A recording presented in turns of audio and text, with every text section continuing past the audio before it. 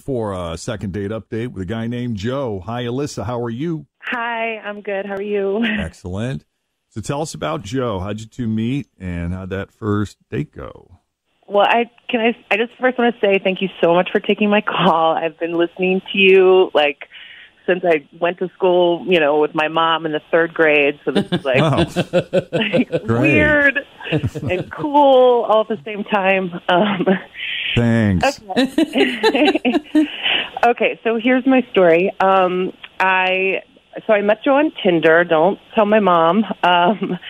But we went out for drinks. Things were going really good. So we even decided to go have dinner, grab something to eat.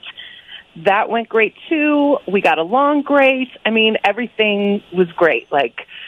I work in marketing. I think I'm really good at reading people. I can tell when people are tuned in, when they're tuning out. And I thought he was in it the whole night.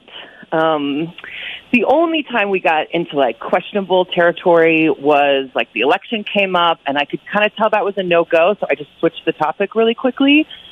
Why do you think that was a no-go for him? I don't know. I don't know if I started to say something that maybe our political leanings were different. I didn't think so, though. I just felt maybe, I don't know, maybe it was just election fatigue, he didn't want to talk about it or something. We understand that. I don't know what happened there. Yeah, I'm not sure. Maybe that was it. I don't know. But, yeah, so, but, he kept asking me questions. He was really interested. We seemed like we were into all the same things, aligned in all of our life situations, what we think is important, family, life, work, all that stuff. The only thing, I don't know if he was expecting to sleep with me that night. I mean, it was, Tinder, but that wasn't my intent. I mean, I'm not going to lie. I'm not going to say I've never done that. But, if I really like the guy and think that there could be potential, I don't want to mess that up. So I just came right out, told him that. He smiled. He's cool. I did kiss him at the end, and it was good. It was a good kiss. It made me think that I would definitely be seeing him again. And I am so bummed that he hasn't returned any of my texts. It's been 4 days. 4 days. Okay. And how many days...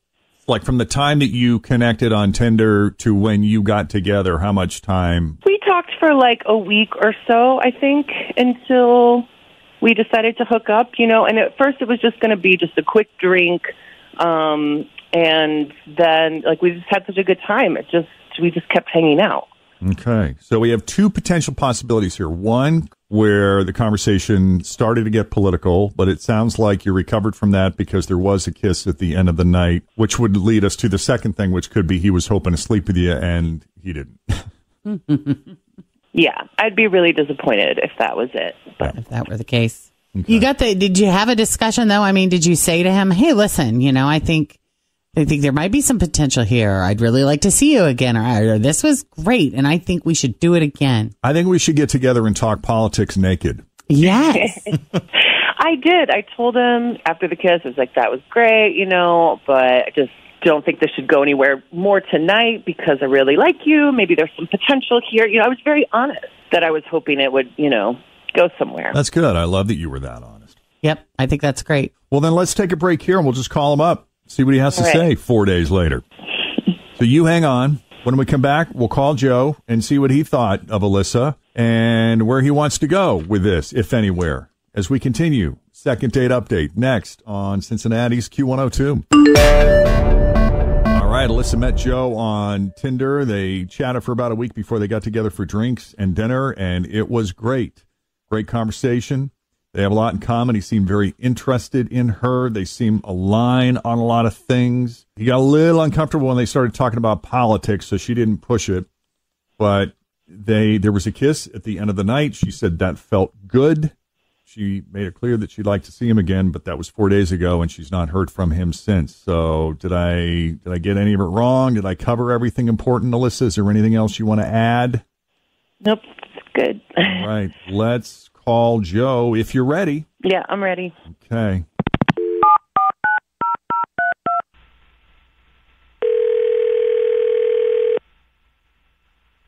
Hello? Hi, is this Joe? This is Joe. Who's this? Joe, it's Jeff and Jen at Q102. How are you this morning? Jeff and Jen, the radio people? Yes, from Q102. How are you, man? Wow. I'm good, man. How are you? What's up? Good. We got everybody here. You're on speakerphone. Say hello, everyone. Hi. Morning, Joe. How are you, Joe? Oh, yeah, I've been listening to you guys. This is awesome. What's going on? You got a few minutes? Yeah. You have a fan named Alyssa, and she called us about you. Oh, wow. Weren't expecting that exactly, I get huh? it. Oh, no, I get it. No, I've been listening. I get it. She called you, huh? She did, and you made a very positive impression on her. She had a lot of great things to say about you. You should be flattered. This is amazing. I mean, yeah, she seems like the type that would do that. So she's very curious. She does ask a lot of questions. I was just going to ask you, the type who would do that, and you think that's rooted in her curiosity, huh?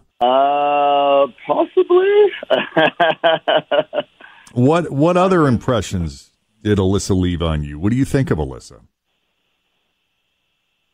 I mean, I feel like she waits to talk instead of listens. You know, she doesn't give you a lot of an opportunity to answer. Like if you ever had a conversation with somebody that, hey, tell me about this. And then, they start telling, and then you just like interrupt them. You know what I'm saying? Like she didn't she let me get like half my answer out. And then she just interrupted me so she could just tell me about her answer. And it's like, all right, well, I mean, is that why you asked me the question? So you wanted to hear your own voice and your own opinion? I mean, so. That's interesting. So you don't feel you two communicated very well with each other, huh? No, man. I feel like she didn't listen at all. I think she was just waiting to talk the whole time, I mean, I wouldn't have minded so much if she would have come back to my place. But, I mean, I thought that was going to happen, but. Were you expecting that to happen? Yeah, I mean, she jumped my bones at the end of the night, man. She kissed me, and he was kind of, touchy-feely, and then, gives me this whole line about, feeling a connection and seeing a potential for something else and didn't want to ruin it. So, I mean, I'm just getting mixed messages here, man, because the way that she jumped my bones, I thought, like, hey, come on, let's have a good time, but. I love that jump my bones is still a phrase that's getting used here today. I didn't know people still said that, but I like it. What other ones do you like to use? Like knocking boots? Bang. I love bang. I like Pound Town. I don't know if those will pass the POC culture that we live in, so I'll stick with jump the bones. Okay. Well, let's ask Alyssa. Let's bring Alyssa into the conversation. Alyssa, you heard what Joe had to say. What's your reaction to that? Yeah, wow. I did not pick up on any of that at all. I mean, honestly, I don't really know how to respond. I guess I don't read people as well as I thought I did. Well, you definitely listen now. Behave. It's not like I haven't, I know I'm talkative, whatever, but I guess I was nervous. You could have just been like, hey, slow down, just whatever. Some people talk a lot for fear of being too quiet and not seeming enthusiastic or engaged. Mm-hmm.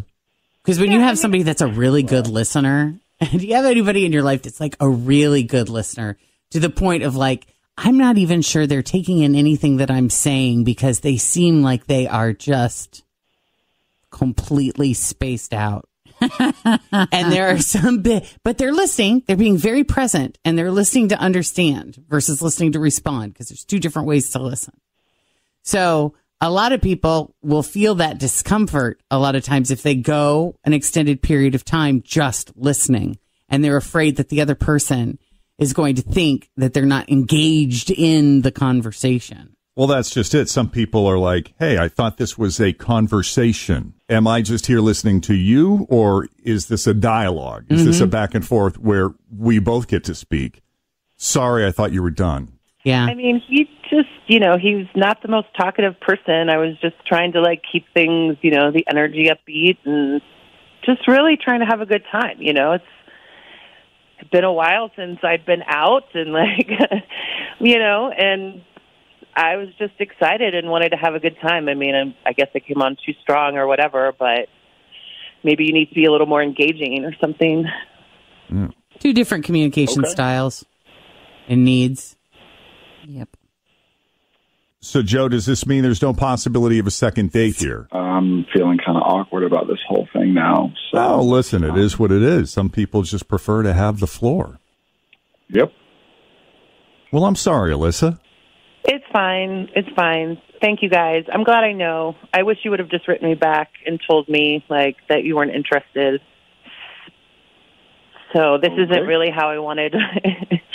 I mean, when you were in the 3rd and 4th and 5th grade, well, we weren't doing second date update all the way back then, but probably by the time you were a sophomore and your mother was still driving you to school, would your mother say to you as you're listening to second date update, don't you ever end up on this, young lady? I hope she doesn't hear it. She's listening. Alyssa, we appreciate you putting yourself out there anyway. Yeah, well, thank you, guys. I'm so glad I got to talk to you. Hey, it was nice talking to you, too. Thanks for listening to the Q102